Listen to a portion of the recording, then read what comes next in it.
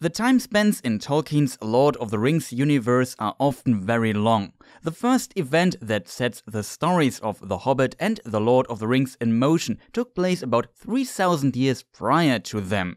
It was at the end of the siege of Barad-dûr by the last alliance of elves and men, when Isildur cut off Sauron's finger with one ring on it. Often people ask, that was 3,000 years prior to The Lord of the Rings? What were the peoples of Middle-earth doing all the time? Isn't there any technological development? I think the user keyboard dances was the first who asked me to share my thoughts on technology in Tolkien's universe quite some time ago, and this will be our topic for today's video. Before we start, a few hints as usual. As you probably noticed, I tried to pronounce names as Tolkien described it, so prepare for some trilled R's. And this video could be more interpretation heavy than usual. What is technology? Wikipedia calls it the sum of techniques, skills, methods, and processes used in the production of goods and services or in the accomplishment of objectives such as scientific investigation. Which seems like a really good definition. It is, in my opinion, also an expression of the development of practical tools, science, and structures of a society.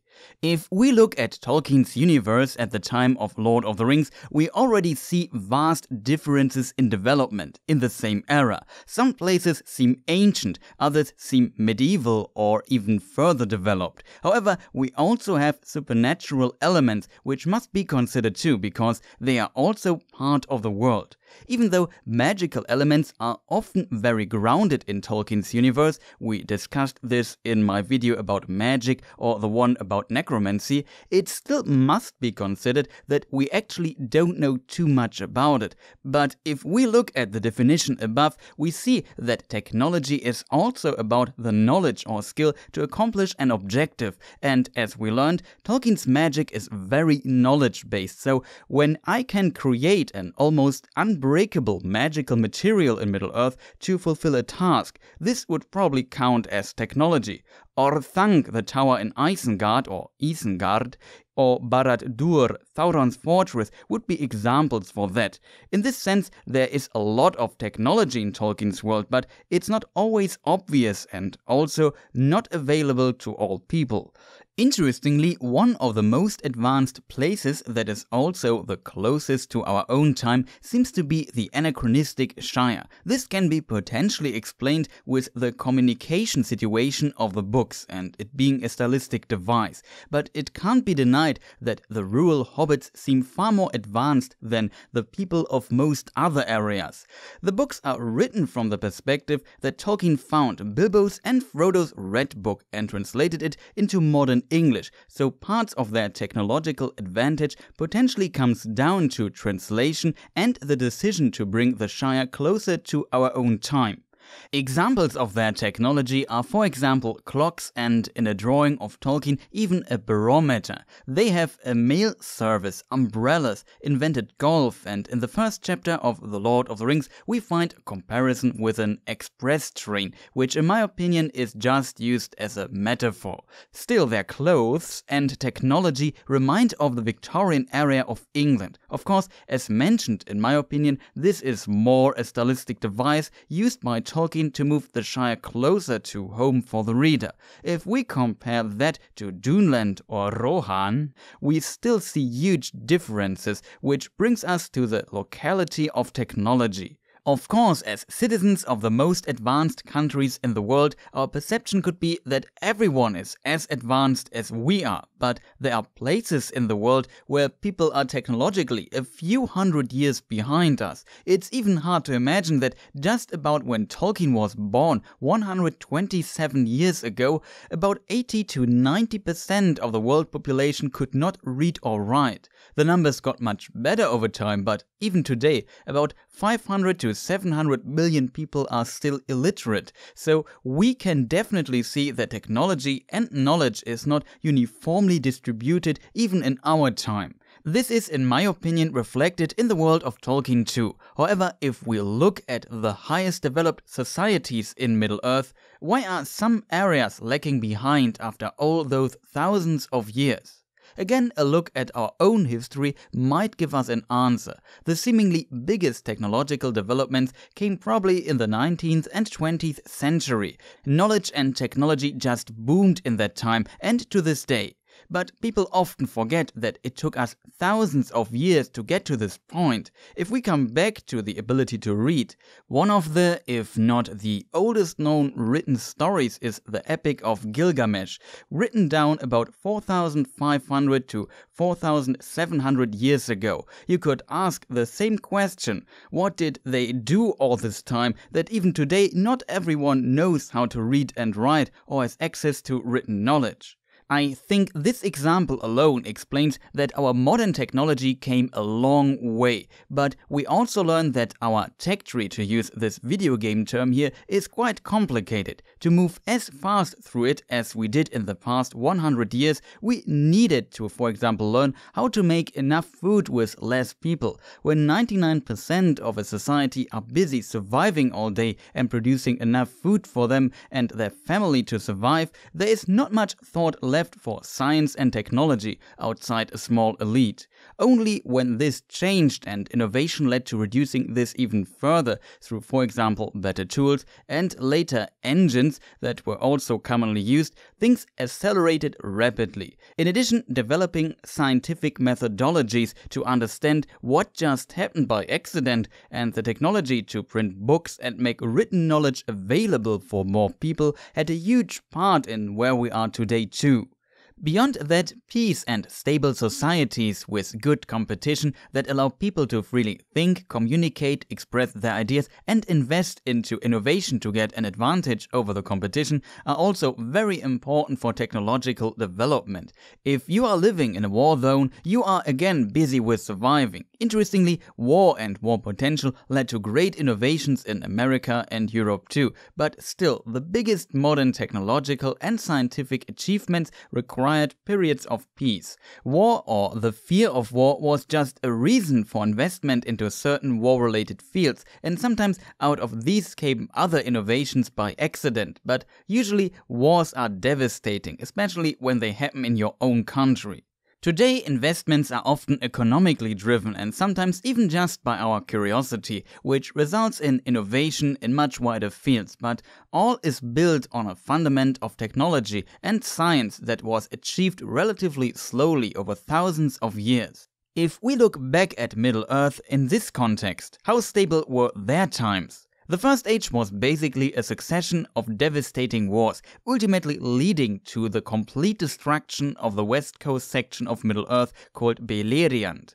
The Second Age started much more quiet, but also required re-establishing foundations for societies. A lot of Edain, several groups of men who once settled in the west of Middle-earth, settled on Númenor, an isolated island becoming the Westmen, known as the Dún Edain. Aragorn is a late descendant from this group of men. These Westmen are also a very interesting case. Those of the Edain who refused to go to Númenor or were not part of this group, sometimes referred to as middlemen, but that's a very complicated term which I will avoid, also had to move and find a new home. The Dún Edain on the island should advance a lot in the Second Age, but they still needed 600 years to, for example, develop the ability to build ships that could sail back to Middle-earth. In this context, the Elves sometimes came to the island and helped and taught them. In fact, the Elves originally even sailed them to Númenor and also left some ships behind, so it's no wonder that they advanced very fast compared to the other groups of men living in Middle-earth. It's quite interesting that the Elves still had people, for example Círdan, that knew how to build ships, even after the destruction of Beleriand, due to their immortality. The mortal men would have been thrown back for decades or even centuries in science and technology after they lost the land they lived in and so many people. In my opinion, this elvish help kick-started the Dún Edain. In addition, they also had longer lifespans, up to 400 years, which was a huge advantage. They could simply skip centuries worth of technology and social development while living in peace on their island. The Westmen also knew that they were lagging behind compared to their elvish friends, so they had a goal to work for, a friendly competition. They knew what was possible, and after about 1,600 years, and with the help of the elves, who also brought things like the Palantiri to Númenor, they climbed up the tech tree a lot. They became master mariners, exploring the other continents, except for Aman, which they were not allowed to enter, and they built many settlements in Middle-earth, while they maintained peace on their island. When the men from Middle-earth met the Dún Edain the first time, they thought they were gods. Also, if you think about it, their situation was really interesting. The island was very isolated. Only people who were really advanced in their shipbuilding technology could even reach it. It was basically like a filter. Only those the Númenorians could potentially learn from could enter their realm. And so they learned. The ancestors, the Edain, were also allied with the Elves in the First Age and fought with them against Sauron's master, earning their respect. So the more advanced elves were also willing to share their ideas and knowledge with them. Interestingly, the gathered knowledge also never really left their island. What they wanted to teach the men of Middle-earth was fully under their control, so no competition could form elsewhere. The elves, on the other hand, were advanced because of unique conditions. They existed for a longer time. They were immortal. Only very few had access to the knowledge of Aman, where the Valar, the high angels, lived. They loved starlight, trees and nature, and were bound to Arda, so they had no desire to develop technology beyond their needs or destroy the world for resources. They also could use magic and see the unseen, so of course, the elves, and especially the curious Noldor elves, are very advanced compared to men. Of course, the elves who never entered Aman and never saw the two trees of Valinor in ancient days could not see the unseen and were often less advanced, so there were also local differences. But back to Númenor. Building settlements in Middle-earth led to conflicts with the people living there, for example, the ancestors of the Dunlendings. In addition, there was an enemy with Sauron who also had advanced knowledge and was slowly rising in power, so the Dún Edain needed weapons over time. The huge advantage towards men from Middle-earth also secured them resources they could not get from their island. They fell a lot of trees in, for example, Eriador, and also many places in Middle-earth were still unsettled, so there was no competition considering that the elf population was never that big. At the beginning they also helped and taught the men of Middle-earth agriculture, smithing and so on, but when the Númenorians became more greedy, they even forced tributes upon them, potentially valuable metals. We know that the Dún Edain had access to mithril, but we don't know from where they got it. Same goes for example, iron. Some were probably available on Númenor itself, but in the unfinished tales we can read that metal was precious there, and the elves brought some when they visited them. I assume they later mined or bought it in Middle-earth and transported it back to their island, like they did with wood. As mentioned, they had no real competition. Large parts of Middle-earth were uninhabited and nobody could withstand them anyway. Not even Sauron dared to attack them openly. All this led to a very advanced society, and Tolkien had several ideas how advanced they would be. The inspiration is clearly the legendary Atlantis. In early drafts from The Lost Road and other writings, we can read that they had metal ships that did not depend on wind, but are not fair to look at anymore, which means engines, and they even had ships that could travel through the air. We also find the sentence, "Our darts are like thunder and pass over leagues unerring," which could reference gunfire. This is really incredible in my opinion. Imagine Tolkien would have used these ideas. He could have had some influence on the steampunk genre too. It could have changed a lot of things in the Second Age. And airships were used in World War I and II, which Tolkien has experienced. Also, shoutouts to Min for allowing me to use his amazing airship artwork. The link to his gallery is in the description. However, it seems engines and airships were not necessary to make Númenorians appear superior, and so the Westmen remained in a pre-industrialization stage. Of course, we still find the word engine several times in his main works, but this is a bit open for interpretation. Often it simply refers to siege engines. Still, considering the development of the world, what Númenor did was definitely impressive. It was their knowledge that led to the construction of Orthanc, which was almost indestructible. Minas Tirith and Osgiliath both were very advanced cities from an architectural perspective. The outer walls of Minas Tirith were built out of the same black and almost indestructible material than Orthanc, which is shown differently in the films though. Quote from The Lord of the Rings: "For the main wall of the city was of great height and marvelous thickness, built ere the power and craft of Númenor waned in exile, and its outward face was like the tower of Orthanc, hard and dark and smooth, unconquerable by steel or fire, unbreakable except by some convulsion that would rend the very earth on which it stood." Only few could build cities like these, and they were built around or after the downfall of Númenor, so long after their golden age. Hard to imagine what Númenor was capable of building at their absolute height of knowledge and skill.